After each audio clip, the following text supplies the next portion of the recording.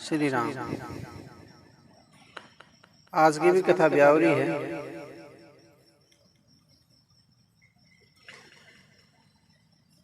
पार्वती जी श्री रामचंद्र जी को लहकोर यानी वर वधु का परस्पर ग्रास देना सिखलाती है और सरस्वती जी सीता जी को सिखाती है।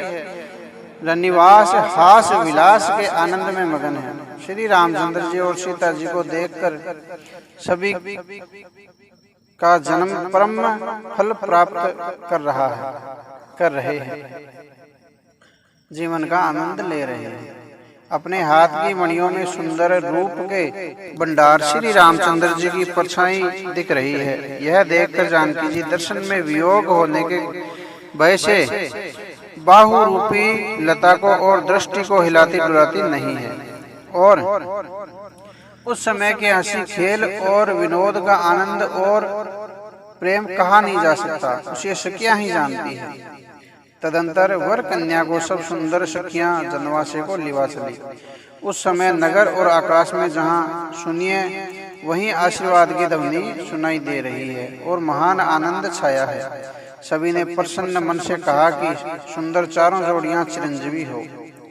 योगीराज, सिद्ध, मुनीश्वर और देवताओं ने प्रभु श्री रामचंद्र जी को देखकर दुदुम्बी बजाई और हर्षित होकर फूलों की वर्षा करते लगे तथा जय जयकार करते हुए वे अपने अपने लोगों को चले गए।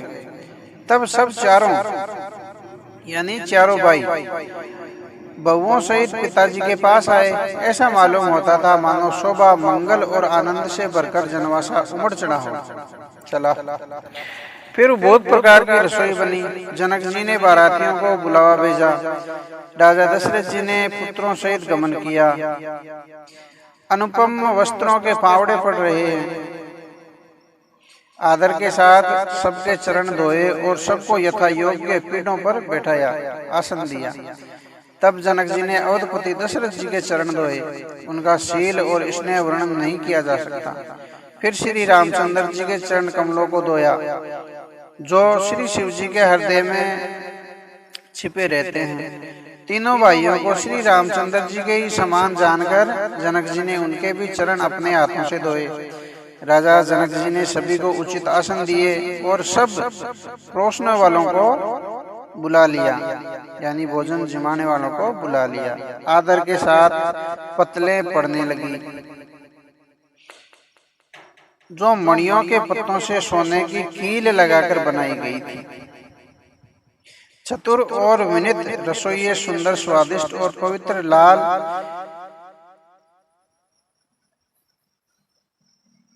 बढ़िया भोजन, दाल भात और गाय का सुगंधित घी क्षण भर में सबके सामने परस गए।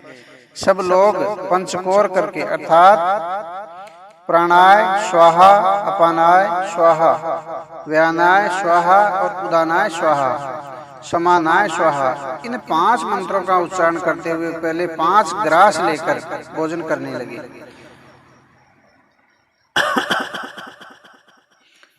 गाली का गाना सुनकर वे अत्यंत प्रेम मगन हो गए। अनेकों तरह के अमृत के समान स्वादिष्ट पकवान परसे गए जिनका बखान नहीं हो सकता। चतुर रसोइये नाना प्रकार के व्यंजन परोसने लगे। उनका नाम कौन जानता था। 4 प्रकार के द्रव्य, चविय, चोष्य, लेवा, पे अर्थात चबाकर यानी चूस कर, चाट कर और पीकर खाने योग्य भोजन की विधि कही गई है। उसी में से एक एक विधि के इतने पदार्थ बने थे कि जिनका वर्णन नहीं किया जा सकता। 6 रसों के बहुत तरह के सुंदर स्वादिष्ट व्यंजन हैं। एक एक रस के अगणित प्रकार के बने हैं। भोजन करते समय पुरुष और स्त्रियों के नाम ले लेकर स्त्रियां मधुर ध्वनि से गान कर रही है, गालियां दे रही है। समय की सुहावनी गाली शोभित हो रही है। उसे सुनकर समाज सहित राजा दशरथ जी हंस रहे हैं। इस रीति से सभी ने भोजन किया और तब सबको आदर सहित आचमन यानी हाथ मुंह धोने के लिए जल दिया। फिर पान देकर जनक जी ने समाज सहित दशरथ जी का पूजन किया। सब राजाओं के शिरोमोर चक्रवर्ती श्री दशरथ जी प्रसन्न होकर जनवासे को चले। जनकपुरी में नित्य नए मंगल हो रहे हैं। दिन और रात पलक के समान बीत जाते हैं। बड़े सवेरे राजाओं के मुकुटमणि दशरथ जी जागे। याचक उनके गुण समूह का गान करने लगे। चारों कुमारों को सुंदर वस्तुएं देकर उनके मन में जितना आनंद है वह कहा नहीं जा सकता। अब वे प्रातः क्रिया करके गुरु वशिष्ठ जी के पास गए। उनके मन में महान आनंद और प्रेम भरा है। राजा प्रणाम और पूजन करके फिर हाथ जोड़कर मानो अमृत में डुबोई हुई वाणी बोले, हे मुनिराज सुनिए, आपकी कृपा से आज मैं पूर्ण काम हो गया हूँ। हे स्वामी, अब सब ब्राह्मणों को बुलाकर उनको सब तरह गहनों कपड़ों से सजाई हुई गायें दीजिए। यह सुनकर गुरुजी ने राजा की बड़ाई करके फिर मुनिगणों को बुलाया। तब वामदेव, देवर्षि नारद, वाल्मीकि, जाबाली और विश्वामित्र जी आदि तपस्वी श्रेष्ठ मुनियों के समूह आए। राजा ने सबको दंडवत प्रणाम किया और प्रेम सहित पूजन करके उन्हें उत्तम आसन दिया। 4 लाख उत्तम गायें मंगवाई जो कामधेनु के समान अच्छे स्वभाव वाली और सुहावनी थी। उन सबको सब प्रकार से गहने कपड़े सजाकर राजा ने प्रसन्न होकर भूदेव ब्राह्मणों को दिया। राजा बहुत तरह से विनती कर रहे हैं कि जगत में मैंने आज ही जीने का फल पाया है। ब्राह्मणों से आशीर्वाद पाकर राजा आनंदित हुए। फिर याचकों के समूह को बुलवा लिया और सबको उन्हीं की रुचि पूछकर सोना, वस्त्र, मणि, घोड़ा, हाथी और रथ जिसने जो चाहा सो सूर्य कुल को आनंदित देने वाले दशरथ जी ने दिए। वे सब गुणानुवाद गाते और यानी गुणगान करते उनके और सूर्य कुल के स्वामी की जय हो करते हुए चले। इस प्रकार श्री रामचंद्र जी के विवाह का उत्सव हुआ है। जिसे सहस्त्र मुख हैं वे शेष जी भी उनका वर्णन नहीं कर सकते। अब बार बार विश्वामित्र जी के चरणों में सिर नवाकर राजा कहते हैं, हे मुनीश्वर, यह सब सुख आपके ही कृपा कटाक्ष प्रसाद हैं, यानी आप ही का किया कराया है। राजा दशरथ जी जनक जी के स्नेह, शील और करनी और ऐश्वर्य की सब प्रकार से सराहना करते हैं। प्रतिदिन सवेरे उठकर अयोध्या नरेश विदा मांगते हैं, पर जनक जी उन्हें प्रेम से रख लेते हैं, विदाई नहीं देते। आदर नित्य नया बढ़ता जाता है। प्रतिदिन हजारों प्रकार से मेहमानी होती है। नगर में नित्य नया आनंद और उत्साह रहता है।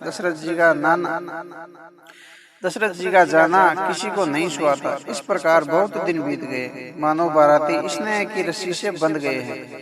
तब विश्वामित्र जी और शतानंद जी ने जाकर राजा जनक को समझाकर कहा, यद्यपि आप स्नेह वश उन्हें नहीं छोड़ सकते, तो भी अब दशरथ जी को आज्ञा दीजिए। हे नाथ, अब बहुत कहकर जनक जी ने मंत्रियों को बुलाया और वे आए और जय जीव कहकर उन्होंने मस्तक नवाया। जनक जी ने कहा, अयोध्या नाथ चलना चाहते हैं, भीतर यानी रनवास में यह खबर कर दो। यह सुनकर मंत्री, ब्राह्मण, सभासद और राजा जनक भी प्रेम के वश हो गए।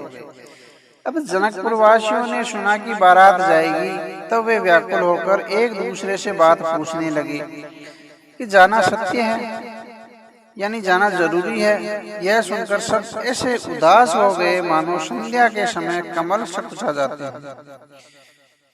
आते समय जहाँ जहाँ बारात ठहरे थे, यानी बाराती ठहरे थे, वहाँ वहाँ बहुत प्रकार का सीधा मारवाड़ी में सीधा यानी रसोई का सामान भेजा गया। अनेकों प्रकार के मेवे, पकवान और भोजन की सामग्री जो बखानी नहीं जा सकती, अनगिनत बेलों और कहारों पर भर भर कर लाद कर भेजी गई। साथ ही जनक जी ने अनेकों सुंदर सैयाएं यानी पलंग भेजी। 1 लाख घोड़े और 25,000 रथ नख से शिका तक यानी ऊपर से नीचे तक सजाए गए। 10,000 सजे हुए मतवाले हाथी हैं, जिन्हें देखकर दिशाओं के हाथी भी लज्जा जाते हैं। गाड़ियों में भर भर कर सोना, वस्त्र और जवाहरात और भैंस गाय तथा और भी नाना प्रकार की चीजें दी गई। इस प्रकार जनक जी ने फिर से अपरिमित दहेज दिया, यानी बहुत दहेज दिया, जो कहा नहीं जा सकता, और जिसे देखकर लोकपालों के लोगों की संपदा भी थोड़ी जान पड़ती थी। इस प्रकार सब सामान सजाकर राजा जनक ने अयोध्यापुरी को भेज दिया। बारात चलेगी यह सुनते ही सब रानियां ऐसी विकल हो गई मानो थोड़े जल में मछलियां झटपटा रही हैं। वे बार बार सीता जी को गोद कर लेती हैं, यानी गोद में ले लेती है, और आशीर्वाद देकर शिखावन यानी ये सीख देती है कि तुम सदा अपने पति की प्यारी हो, तुम्हारा सुहाग अचल हो, हमारी यही आशीष है। सास ससुर और गुरु की सेवा करना, पति का रुख देखकर उनकी आज्ञा का पालन करना। श्यानी सखियां अत्यंत स्नेह के वश कोमल वाणी से स्त्रियों के धर्म सिखलाती है। आदर के साथ सब पुत्रियों को यानी स्त्रियों के धर्म समझाकर रानियों ने बार बार उन्हें हृदय से लगा लिया। माताएं फिर फिर कर बैठती और कहती है, यानी मिलती है, कि ब्रह्मा ने स्त्री जाति को क्यों रचा। उसी समय सूर्य वंश के पताका स्वरूप श्री रामचंद्र जी भाइयों से प्रसन्न होकर विदा कराने के लिए जनक जी के महल को चले। स्वभाव से ही सुंदर चारों भाइयों को देखने के लिए नगर के स्त्री पुरुष दौड़े। कोई कहता है आज ये जाना चाहते हैं। विदेह ने विदाई का सब सामान तैयार कर लिया है। राजा के चारों पुत्र इन प्यारे महलों के मनोहर रूप को नेत्र भर कर देख लो।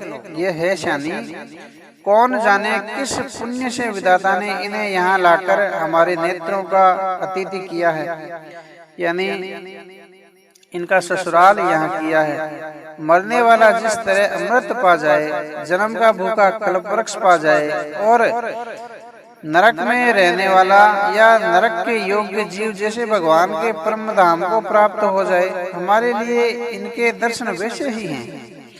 अब श्री रामचंद्र जी की शोभा को निरख कर हृदय में धरकर अपने मन को सांप और इनकी मूर्ति को मणि बना लो। इस प्रकार सबको नेत्रों का फल देते हुए सब राजकुमार महलों में गए। रूप के समुद्र सब भाइयों को देखकर सारा निवास हर्षित हो गया।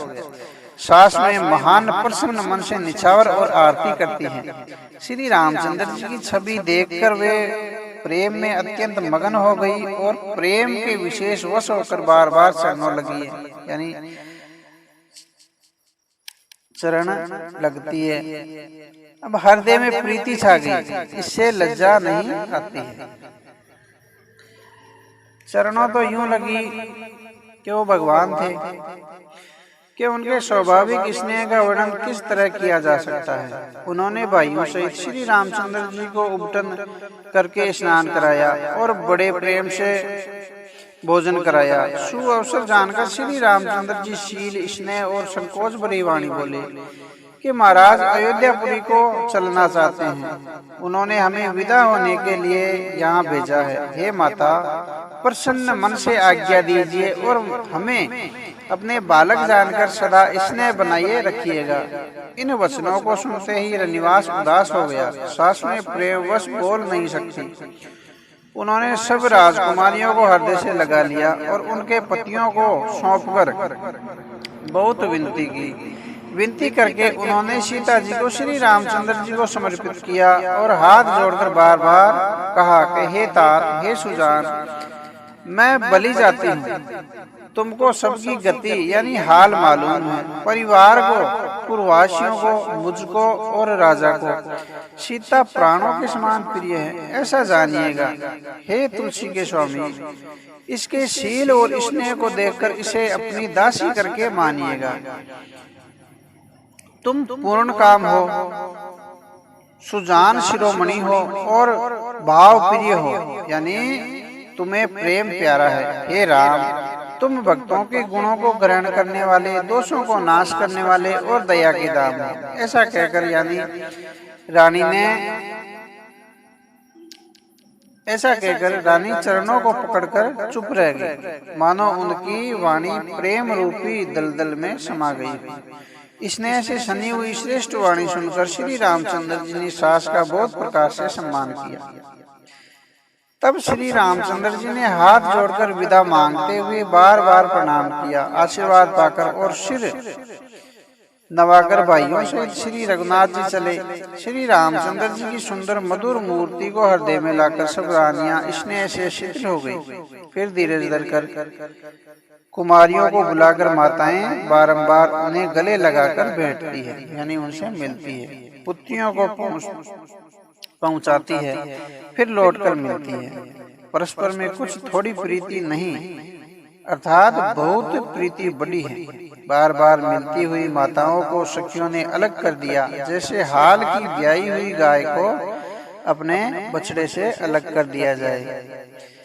सब स्त्री पुरुष और सखियों सहित सारा रनिवास प्रेम के विशेष वश हो रहा है। ऐसा लगता है मानो जनकपुरी में करुणा और विरह ने डेरा डाल दिया। जानकी जी ने जिन तोता और मैना को पाल पोस कर बड़ा किया था और सोने के पिंजड़े में रखकर पढ़ाया था, वे व्याकुल होकर कह रहे हैं, वेदी कहाँ है, यानी सीता कहाँ है। उनके ऐसे वचनों को सुनकर धीरज किसको नहीं त्याग देता, अर्थात सबका धैर्य जाता रहता है। जब पक्षी और पशु तक इस तरह विकल हो गए, तब मनुष्यों की दशा कैसे कही जा सकती है। तब भाइयों से जनक जी वहां आए। प्रेम में उमड़कर उनके नेत्रों में प्रेम आंसुओं का जल भर आया। वे परम वैराग्यवान कहलाते थे, पर सीता जी को देखकर उनका भी धीरज भाग गया। राजा ने जनक जी को हृदय से लगा लिया। प्रेम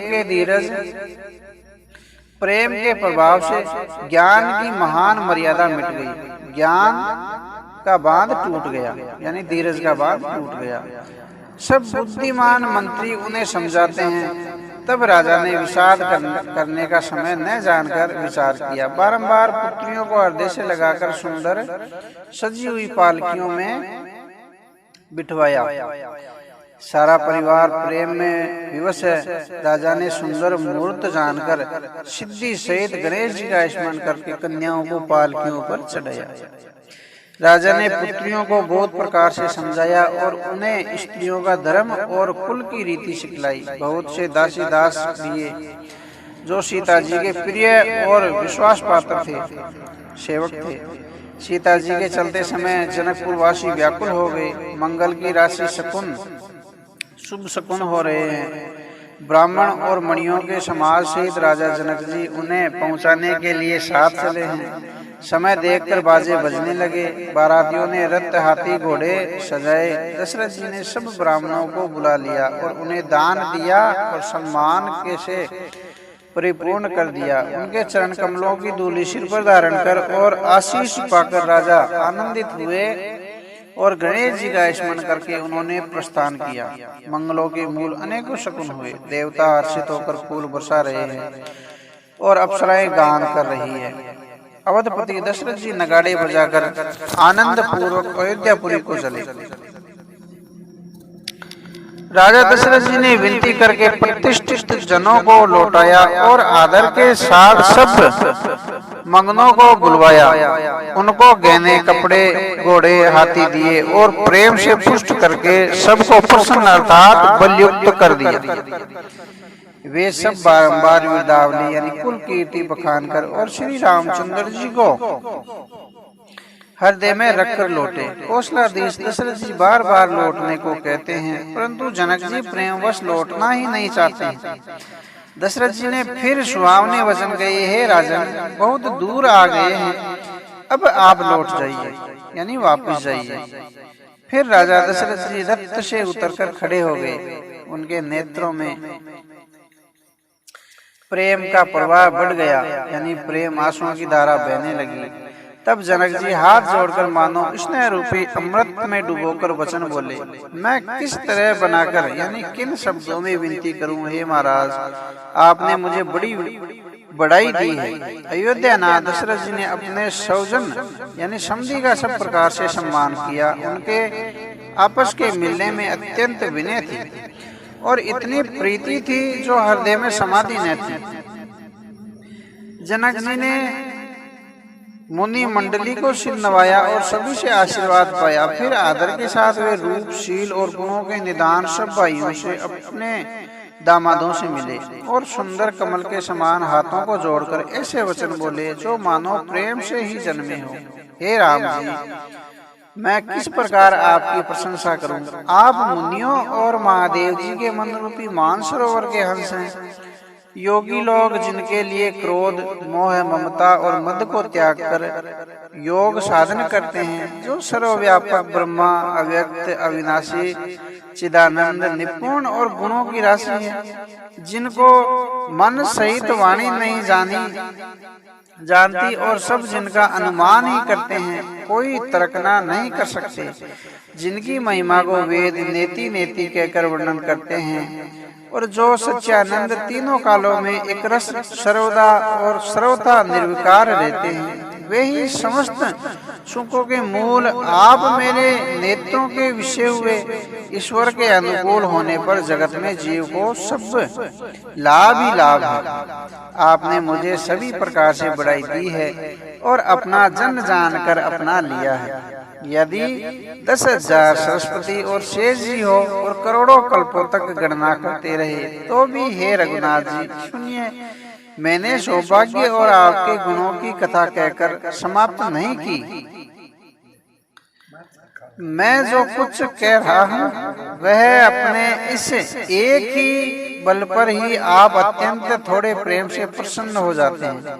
मैं बार बार हाथ जोड़कर यह मांगता हूँ कि मेरा मन न भूलकर भी आपके चरणों को न छोड़े। जनक जी के श्रेष्ठ वचनों को सुनकर जो मानव प्रेम से पुष्ट किए हुए थे, पूर्ण काम श्री रामचंद्र जी संतुष्ट हुए। उन्होंने सुंदर विनती करके पिता दशरथ जी, गुरु विश्वामित्र जी और कुल गुरु वशिष्ठ जी के समान जानकर ससुर जनक जी का सम्मान किया। फिर जनक जी ने भरत जी से विनती की और प्रेम के साथ मिलकर फिर उन्हें आशीर्वाद दिया। फिर राजा ने लक्ष्मण जी और शत्रुघ्न जी से मिलकर उन्हें आशीर्वाद दिया। वे परस्पर प्रेम के वश होकर बार बार आपस में सिर नवाने लगे। जनक की बार बार विनती और बड़ाई करके श्री रघुनाथ जी सब भाइयों के साथ चले। जनक जी ने जाकर विश्वामित्र जी के चरण पकड़ लिए और उनके चरणों की रज को सिर और नेत्रों में लगाया। उन्होंने कहा, हे मुनीश्वर सुनिए, आपके सुंदर दर्शन से कुछ भी दुर्लभ नहीं है। मेरे मन में ऐसा विश्वास है जो सुख और सुयश लोकपाल चाहते हैं, परंतु असभ्य समझकर जिसका मनोरथ करते हुए सकुचाते हैं। हे स्वामी, वही सुख सुयश मुझे सुलभ हो जाए। सारी सिद्धियां आपके दर्शनों की अनुरागनी अर्थात पीछे पीछे चलने वाली है। इस प्रकार बार बार विनती की और सिर नवाकर तथा उनसे आशीर्वाद पाकर राजा जनक लौटे। डंका बजाकर बारात चली। छोटे बड़े सभी समुदाय प्रसन्न हैं। रास्ते के यानी गांव के स्त्री पुरुष श्री रामचंद्र जी को देखकर नेत्रों का फल पाकर सुखी हो जाते हैं और सुखी हो रहे हैं। बीच बीच में सुंदर मुकाम करती हुई तथा मार्ग के लोगों को सुख देती हुई बारात पवित्र दिन में अयोध्यापुरी के समीप जा पहुंची। यानी नगाड़ों पर चोटें पड़ने लगी, सुंदर ढोल बजने लगे, भेरी और शंख की बड़ी आवाज हो रही है, हाथी घोड़े गरज रहे हैं, विशेष शब्द करने वाली झांझें, सुहावनी डफलियां तथा रसीले राग से शहनाइयां बज रही है। बारात को आती हुई सुनकर नगरवासी प्रसन्न हो गए। सबके शरीरों पर पुलकावली छा गई। सबने अपने अपने सुंदर घरों, बाजारों, गलियों, चौराहों और नगर के द्वारों को सजाया। सारी गलियां अगर से सिंचाई गई, जैसा जहां तहां सुंदर चौक पुराए गए। तोरणों, दवजा, पताकाओं और मंडपों से बाजार ऐसा सजा कि जिसका वर्णन नहीं किया जा सकता। फल सहित सुपारी, केला, आम, मोलसिकी और तमाल के वृक्ष लगाए गए। वे लगे हुए सुंदर वृक्ष फलों के भार से पृथ्वी को छू रहे हैं। उनके मणियों के थालें बड़ी सुंदर कारीगरी से बनाई गई। अनेक प्रकार के मंगल कलश घर घर सजाकर बनाए गए और श्री रघुनाथ जी की पुरी यानी अयोध्या को देखकर ब्रह्मा आदि सब देवता सियाते हैं यानी उनकी बड़ाई करते हैं। उस समय राजमहल अत्यंत शोभित हो रहा था। उसी रचना देखकर कामदेव का भी मन मोहित हो जाता था। मंगल शकुन मनोरथा और रिद्धि सिद्धि सुख सुहावनी संपत्ति और सब प्रकार से उत्साह आनंद मानो सहज सुनकर शरीर धर लिए हो।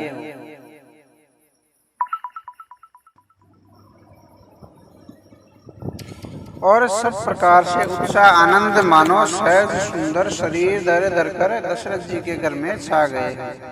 श्री रामचंद्र जी और श्री सीता जी के दर्शन के लिए भला कहिए किसे लालसा न होगी। सुहागनी स्त्रियां झुंड की झुंड मिलकर चली हैं, जो अपनी छवि से कामदेव की स्त्री रति का भी निरादर कर रही है।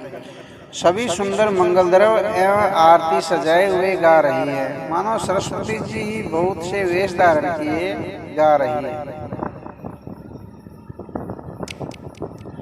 राजमहल में आनंद के मारे शोर मच रहा है।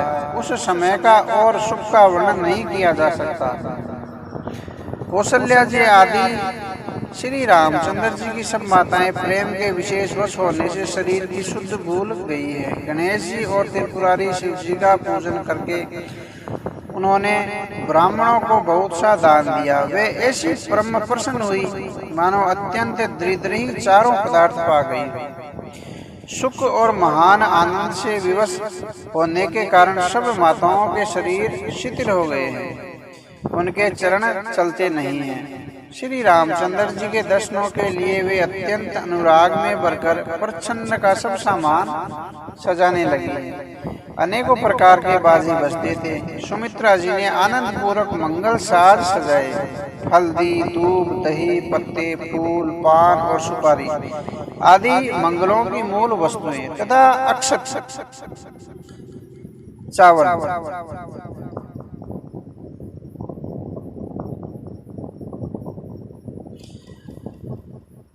अखमें गोरोचन, लावा और तुलसी की सुंदर मंजरियां सुशोभित है। नाना रंगों से विचित्र किए हुए सहज सुहावने सुवर्ण के कलश ऐसे मालूम होते हैं मानो कामदेव के पक्षियों ने घोंसले बनाए हो।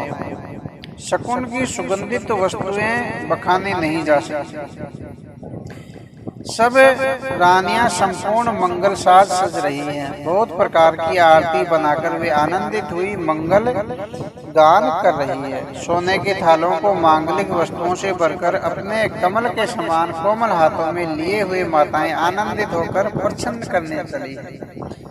उनके शरीर पुलकावली से छा गए हैं। धूल के धुएं से आकाश ऐसा काला हो गया है मानो सावन के बादल घुमड़ घुमड़ कर छा गए हैं। देवता कल्प वृक्ष के फूलों की मालाएं बरसा रहे हैं। वे ऐसी लगती है मानो बुगलों की पाती मन को अपनी ओर खींच रही है।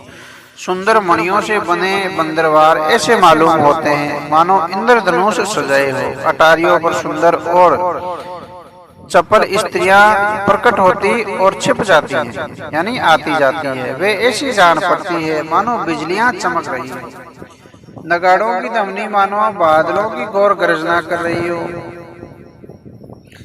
याचक गण, पपैये, मेंढक और मोर देवता पवित्र सुगंधित रूपी जल बरसा रहे हैं, जिनसे खेती के समान नगर के सब स्त्री पुरुष सुखी हो रहे हैं। प्रवेश का समय जानकर गुरु वशिष्ठ जी ने आज्ञा दी।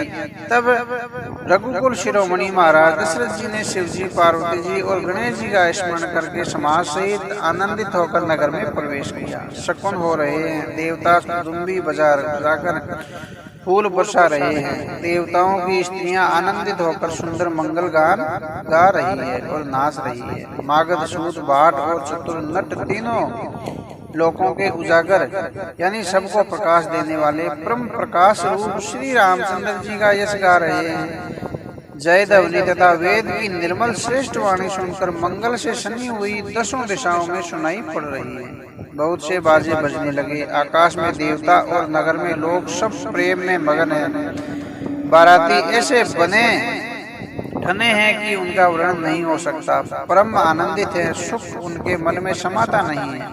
तथा अयोध्या वासियों ने राजा को जोहार यानी वंदना की। श्री रामचंद्र जी को देखते ही वे सुखी हो गए। सब मणियां, सब वस्त्र निछावर कर रहे हैं। नेत्रों में प्रेम आंसुओं का जल भरा है और शरीर पुलकित है, यानी मन में खुशी है।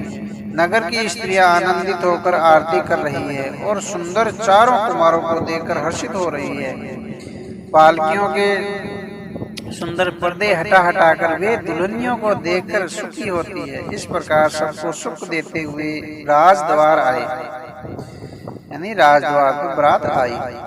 माताएं आनंदित होकर बहुओं सहित कुमारों को प्रसन्न कर रही है, यानी उनकी नजर उतार रही है। वे बार बार आरती कर रही है। उस प्रेम और महान आनंद को कौन कह सकता है। अनेकों प्रकार के आभूषण, रत्न और वस्त्र तथा अगणित प्रकार की वस्तुएं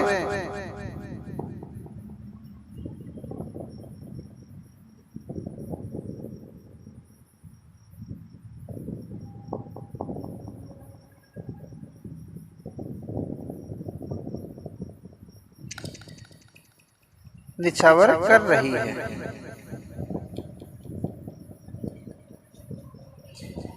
बहुओं सहित चारों पुत्रों को देखकर माताएं परमानंद में मगन हो गई। सीता जी और श्री रामचंद्र जी की छवि को बार बार देखकर वे जगत में अपने जीवन को सफल मानकर आनंदित हो रही है।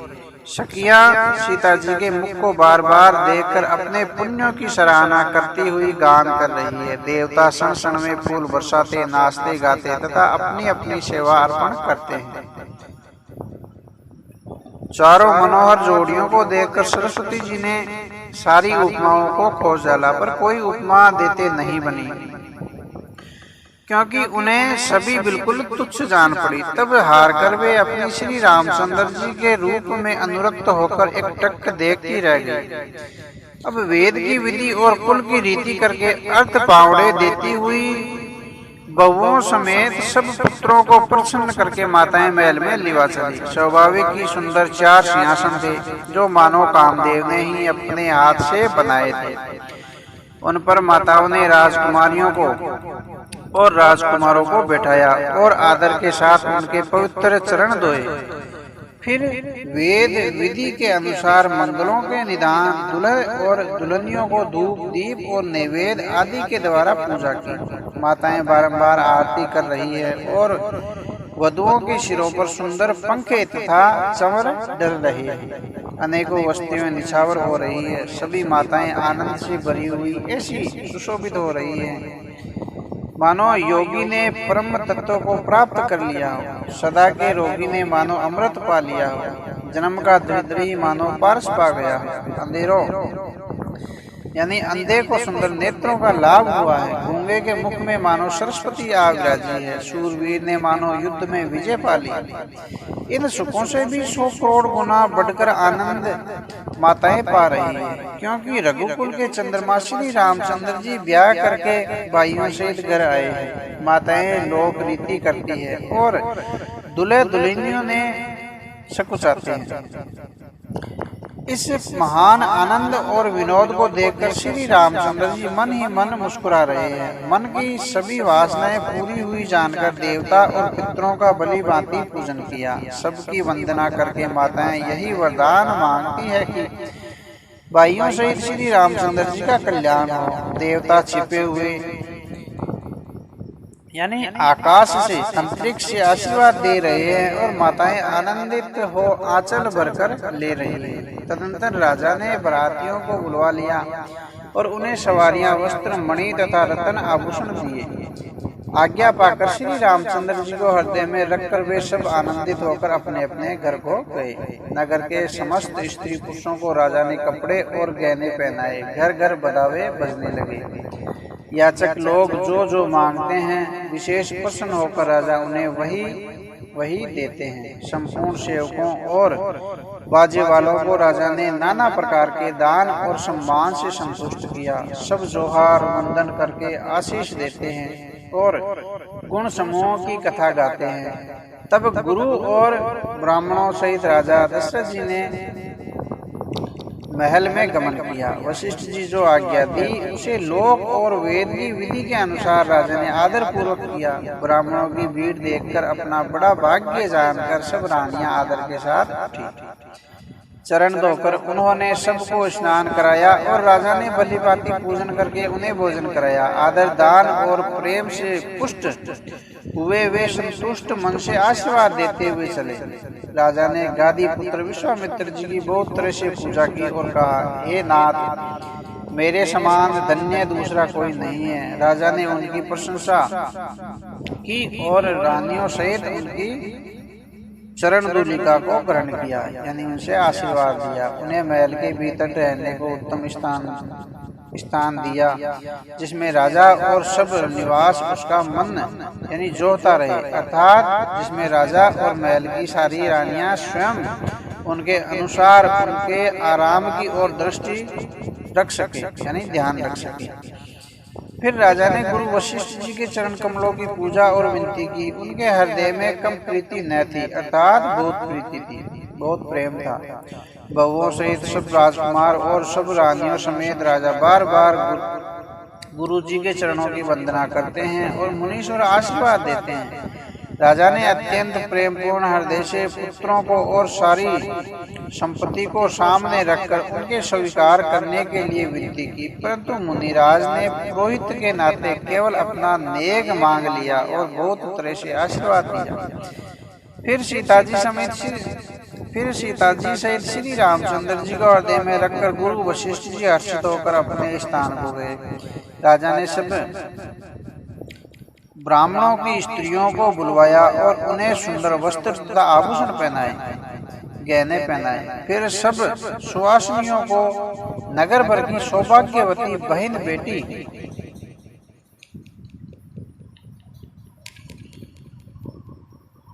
और बांझी आदि को बुलवाया और उनकी रुचि समझकर उसी के अनुसार उन्हें पैरावनी दी।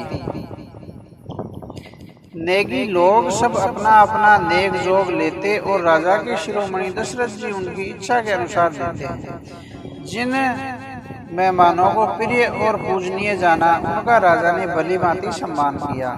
देवगण श्री रघुनाथ जी का विवाह देखकर उत्सव की प्रशंसा करके फूल बरसाते हुए नगाड़े बजाकर और परम सुख प्राप्त कर अपने अपने लोकों को चले। वे एक दूसरे से श्री रामचंद्र जी का यश कहते जाते हैं। हृदय में प्रेम समाता नहीं है। सब प्रकार से सबका प्रेम पूर्वक भली भांति आदर सत्कार कर लेने पर राजा दशरथ जी के हृदय में पूर्ण उत्साह यानी आनंद भर गया।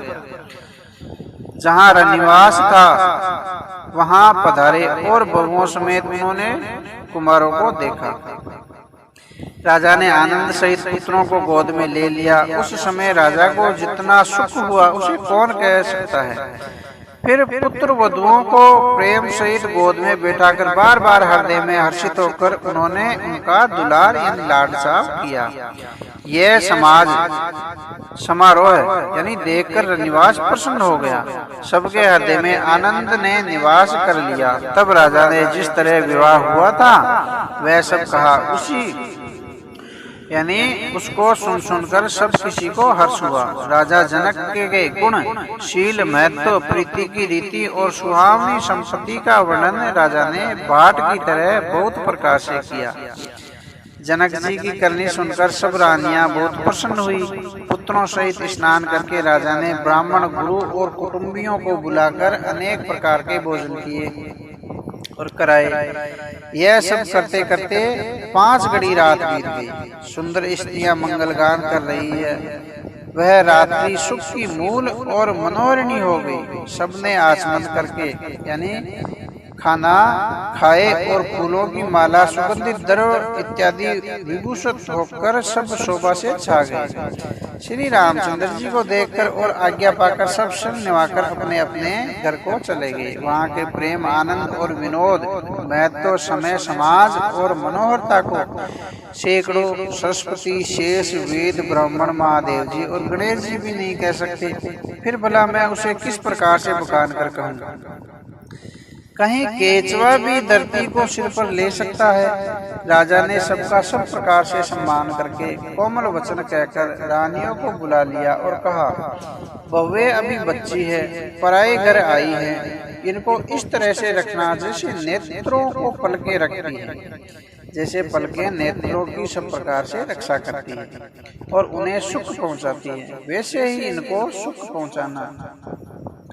लड़के थक चुके, नींद के वश हो रहे हैं, उन्हें ले जाकर शयन कराओ। ऐसा कहकर राजा श्री रामचंद्र जी के चरणों में मन लगाकर विश्राम भवन में चले गए। राजा के स्वभाव से ही सुंदर वचन सुनकर रानियों ने मणियों से जड़े सुवर्ण के पलंग बिछाए, गद्दों पर गौ के दूध के फेन के समान सुंदर एवं कोमल अनेक सफेद चादरें बिछाई। सुंदर तकियों का वर्णन नहीं किया जा सकता। मणियों के मंदिर में फूलों की मालाएं और सुगंध द्रव्य सजे हैं। सुंदर रत्नों के दीपकों और सुंदर चंदोए की शोभा कहते नहीं बनती। जिसने उन्हें देखा हो वही जान सकता है। इस प्रकार सुंदर शैया सजाकर माताओं ने श्री रामचंद्र जी को उठाया और प्रेम सहित पलंग पर ओढ़ाया। श्री रामचंद्र जी ने बार बार भाइयों को आज्ञा दी, तब वे भी अपनी अपनी शैयाओं पर जा सोए। श्री रामचंद्र जी के सामने सुंदर कोमल अंगों को देखकर सब माताएं प्रेम सहित वचन कह रही है, हे तात, मार्ग में जाते हुए तुमने बड़ी भयानवी ताड़का राक्षसी को किस प्रकार से मारा। बड़े भयानक राक्षस जो विकट योद्धा थे और जो युद्ध में किसी को कुछ नहीं गिनते थे, उन दुष्ट मारीच और सुबाहु को सहायकों से तुमने कैसे मारा।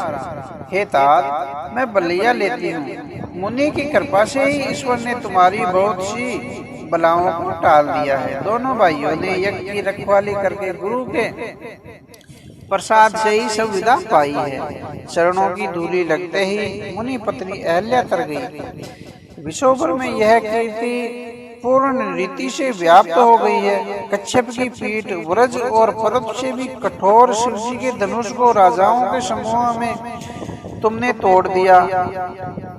विश्व विजय के यश और जानकी जी को पाया और सब भाइयों को ब्याह कर घर लाए। तुम्हारे सभी कर्म अमानुषी है, यानी मनुष्य की शक्ति के बाहर है, जिन्हें केवल विश्वामित्र जी की कृपा ने ही सुधारा है, संपन्न किया है। हे तात, तुम्हारा चंद्रमुख होकर आज हमारा जगत में जन्म लेना सफल हो गया, यानी आपका जन्म होकर देखकर हमारा भी जन्म सफल हुआ। तुमको बिना देखे जो दिन बीते हैं उनको ब्रह्मा गिनती में न लावे, यानी हमारी आयु में न शामिल करें। विनय भरे उत्तम वचन कहकर श्री रामचंद्र जी ने सब माताओं को संतुष्ट किया। फिर शिव जी, गुरु जी और ब्राह्मणों को के चरणों का स्मरण कर नेत्रों को नींद के वश किया, अर्थात वे सो गए। नींद में भी उनका अत्यंत सलोना मुखड़ा ऐसा सो रहा था मानो संध्या के समय का लाल कमल सो रहा हो।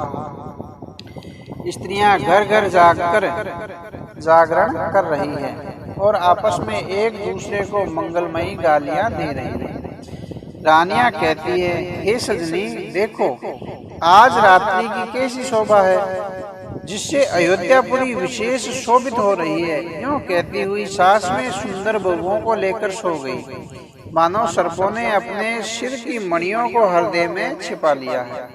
प्रातः काल पवित्र ब्रह्मा मुहूर्त में प्रभु जागे, मुर्गे सुंदर बोलने लगे, भाट और मागधों ने गुणों का गान किया तथा नगर के लोग द्वार पर जोहार करने लगे। ब्राह्मणों, देवताओं, गुरु, पिता और माताओं की वंदना करके आशीर्वाद पाकर सब भाई प्रसन्न हुए।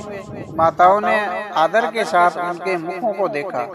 फिर वे राजा के साथ दरवाजे यानी बाहर पधारे। स्वभाव से ही पवित्र चारों भाइयों ने सब शौच आदि से निवृत्त होकर पवित्र सरयू नदी में स्नान किया और प्रातः क्रिया यानी संध्या वंदना इत्यादि करके वे पिता के पास गए। राजा ने देखते ही उन्हें हृदय से लगा लिया। तदंतर वे आज्ञा पाकर हर्षित होकर बैठ गए। श्री रामचंद्र जी के दर्शन कर और नेत्रों के लाभ की बस यही सीमा है, ऐसा अनुमान कर सारी सभा शीतल हो गई, अर्थात सबके तीनों प्रकार के ताप सदा के लिए मिट गए।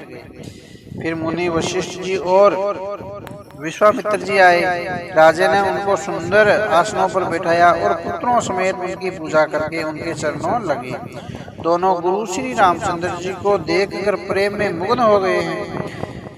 वशिष्ठ जी धर्म के इतिहास कह रहे हैं और राजा रनिवास सहित सुन रहे हैं, जो मुनियों के मन को भी अगम है। ऐसे विश्वामित्र जी की करनी को वशिष्ठ जी ने आनंदित होकर बहुत प्रकार से वर्णन किया।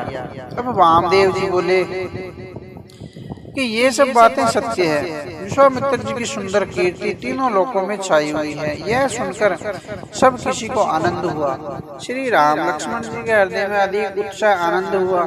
नित्य ही मंगल आनंद और उत्सव होते हैं। इस तरह आनंद में दिन बीतते जाते हैं। अयोध्या आनंद से भरकर उमड़ पड़ी है। आनंद की अवधि का अधिक अधिक बढ़ती जान रही है, यानी समय बढ़ता ही जाता है। आनंद अच्छा दिन शुभ मुहूर्त शोध कर सुंदर कंकण खोले गए। मंगल आनंद और विनोद कुछ कम नहीं हुए, अर्थात बहुत हुए। इस प्रकार नित्य नए सुख को देखकर देवता सियाते हैं और अयोध्या में जन्म पाने के लिए ब्रह्मा जी से याचना करते हैं, यानी प्रार्थना करते हैं। विश्वामित्र जी नित्य ही चलना यानी अपने आश्रम जाना चाहते हैं, पर श्री रामचंद्र जी स्नेह और विनयवश रह जाते हैं। दिनों दिन राजा का 100 गुना भाव यानी प्रेम देखकर महामुनिराज विश्वामित्र जी उनकी सराहना करते हैं। अंत में जब विश्वामित्र जी ने विदा मांगी तब राजा प्रेम मगन हो गए और पुत्रों सहित आगे खड़े हो गए। वे बोले, हे नाथ, यह हमारी संपदा आपकी ही है। मैं तो स्त्री और पुत्रों सहित आपका सेवक हूँ। हे मुनि, लड़कों पर सदा स्नेह करते रहिएगा और मुझे भी दर्शन देते रहिएगा। ऐसा कहकर पुत्रों और रानियों सहित राजा दशरथ जी विश्वामित्र जी के चरणों पर गिर पड़े और प्रेम विलय हो जाने के कारण उनके मुंह से बात नहीं निकलती। ब्राह्मण विश्वामित्र जी ने बहुत प्रकार से आशीर्वाद दिए और वे चल पड़े। प्रीति की रीति कही नहीं जा सकती। सब भाइयों को साथ लेकर श्री रामचंद्र जी प्रेम के साथ उन्हें पहुंचाकर और आज्ञा पाकर लौटे। अब गादी कुल के चंद्रमा श्री विश्वामित्र जी बड़े हर्ष के साथ श्री रामचंद्र जी के रूप, राजा दशरथ जी की भक्ति और चारों भाइयों के विवाह और सबके उत्साह और आनंद को मन ही मन सराहते जाते हैं। वामदेव जी और रघुकुल के गुरु ज्ञानी वशिष्ठ जी फिर विश्वामित्र जी की कथा बखान कर कही। मुनि का सुंदर यश सुनकर राजा मन ही मन अपने पुण्यों के प्रभाव का बखान करने लगे। आज्ञा हुई तब सब लोग अपने अपने घरों को लौटे। राजा दशरथ जी भी पुत्रों सहित महल में गए, जहाँ जहाँ सब श्री रामचंद्र जी के विवाह की गाथा गा रहे हैं। श्री रामचंद्र जी का पवित्र सुयश तीनों लोकों में छा गया। जब से श्री रामचंद्र जी विवाह करके घर आए तब से सब प्रकार का आनंद अयोध्या में आकर बसने लगा। प्रभु के विवाह में जैसा आनंद उत्साह हुआ उसे सरस्वती और सर्पों के राजा शेष जी भी नहीं कह सकते। श्री सीताराम जी के यश को, कवि कुल के जीवन को पवित्र करने वाला और मंगलों की खान जानकर इससे मैंने अपनी वाणी को पवित्र करने के लिए कुछ थोड़ा सा बखान कर कहा है। अपनी वाणी को पवित्र करने के लिए तुलसी ने राम का यश गाया है, नहीं तो श्री रघुनाथ जी का चरित्र अपार समुद्र है। किस कवि ने उसका पार पाया है? जो लोग यज्ञोपवीत और विवाह के मंगलमय उत्साह का वर्णन आदर के साथ सुनकर गावेंगे या सुनेंगे, वे लोग श्री जानकी जी और श्री राम जी की कृपा से सदा सुख पावेंगे। श्री सीता जी और श्री रघुनाथ जी के विवाह प्रसंग को जो लोग प्रेम पूर्वक गाए सुनेंगे, उनके लिए सदा उत्साह आनंद ही उत्साह है, क्योंकि श्री रामचंद्र जी का यश मंगलों का धाम है। कलयुग के संपूर्ण पापों को विध्वंस करने वाले श्री राम चरित्र मानस का यह पहला सोपान समाप्त हुआ। बाल्यकांड समाप्त हुआ। जय श्री राम।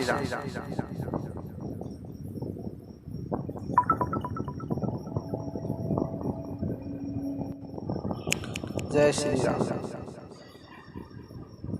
श्री गणेशाय नमः। श्री जानकी जी वल्लभ विजय। श्री रामचरितमानस द्वितीय सोपान।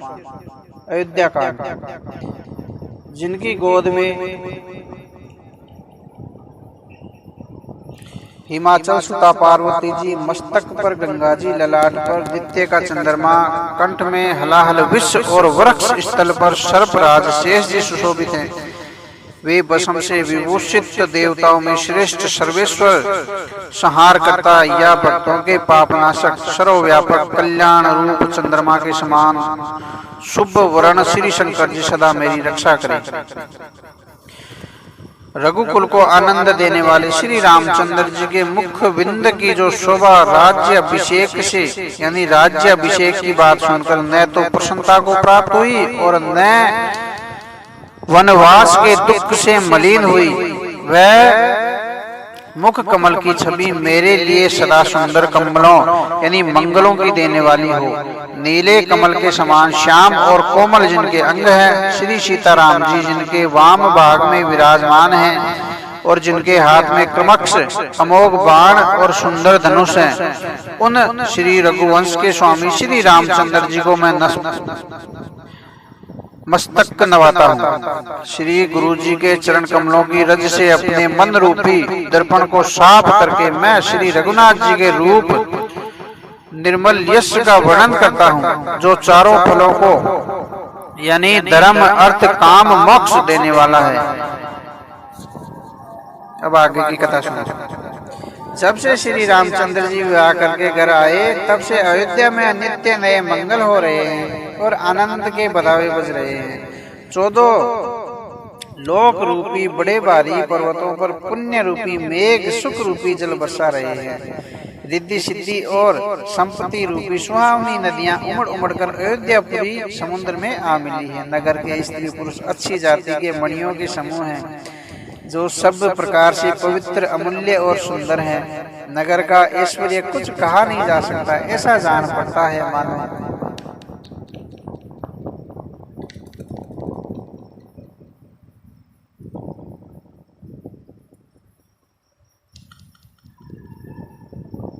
ब्रह्मा जी की कारीगरी बस इतनी ही है। सब नगरवासी श्री रामचंद्र जी के मुख चंद्रमा को देखकर सब प्रकार से सुखी हैं। सब माताएं और सब सखियां अपनी मनोहर रूपी बेल को फली हुई देखकर आनंदित हैं। श्री रामचंद्र जी के रूप, गुणशील और स्वभाव को देख सुनकर राजा दशरथ जी बहुत ही आनंदित होते हैं।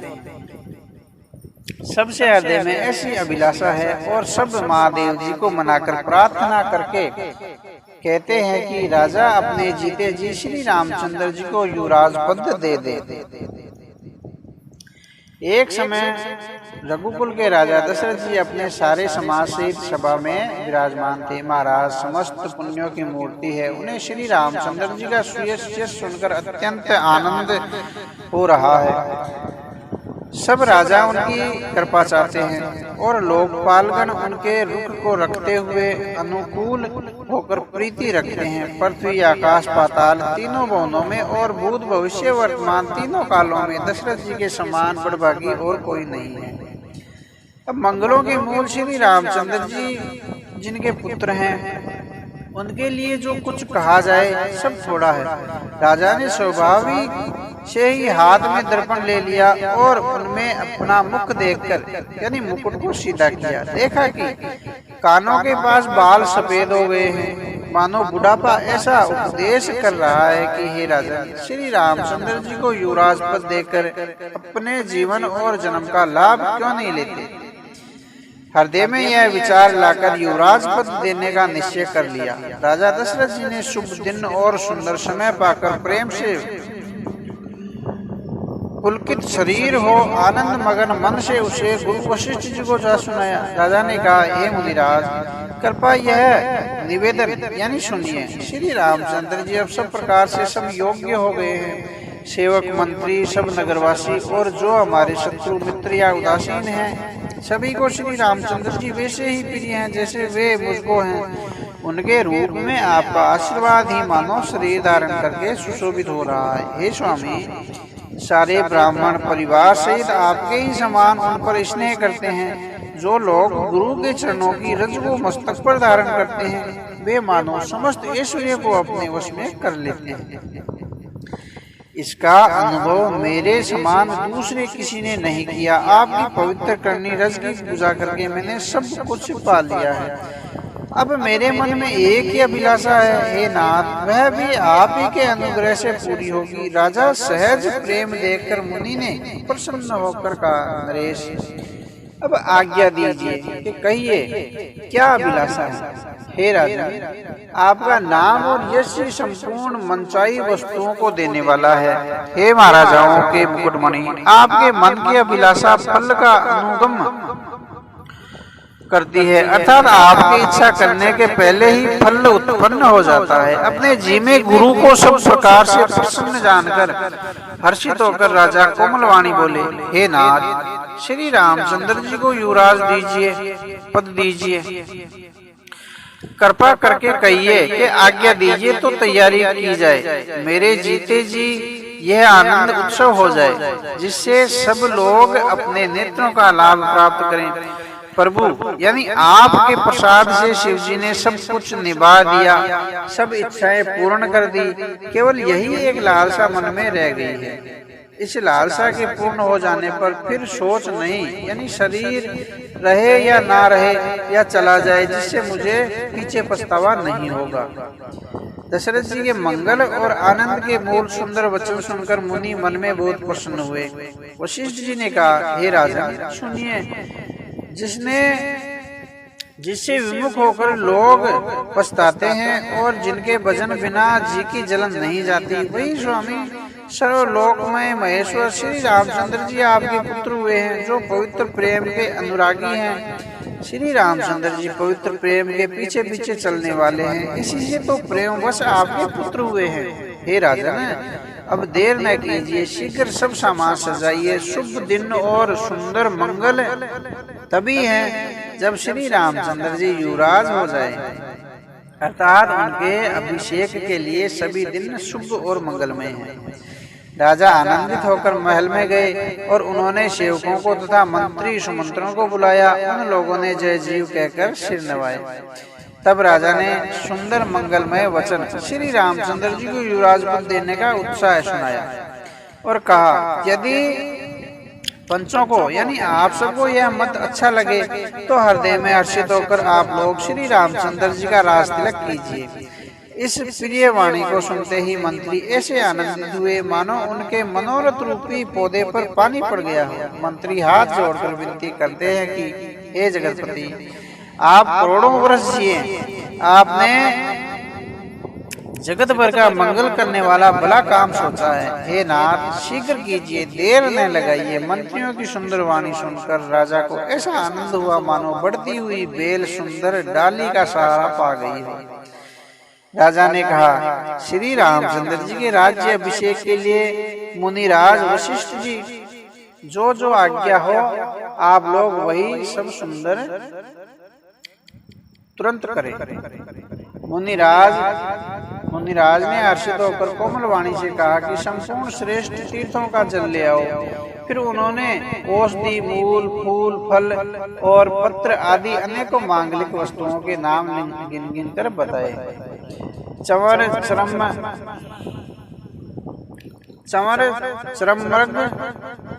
मृग चरम बहुत प्रकार से वस्त्र यानी चंवर और मृगचरम यानी हिरण की बहुत प्रकार से वस्त्र, असंख्य जातियों के ऊनी और रेशमी कपड़े, नाना प्रकार की मणियां, रत्न तथा और भी बहुत सी मंगल वस्तुएं जो जगत में राज्य अभिषेक के योग्य होती है, सबको मंगवाने की उन्होंने आज्ञा दी। मुनि ने वेदों में कहा हुआ सो विधान बताकर कहा, नगर में बहुत से मंडप सजाओ, फलों समेत आम, सुपारी, केले के वृक्ष और नगर की गलियों में चारों ओर रोप दो। सुंदर मणियों के मनोहर चौक पुराओ और बाजार को तुरंत सजाने के लिए कह दो। श्री गणेश जी, गुरु और कुल देवता की पूजा करो और भूदेव ब्राह्मणों की सब प्रकार से सेवा करो।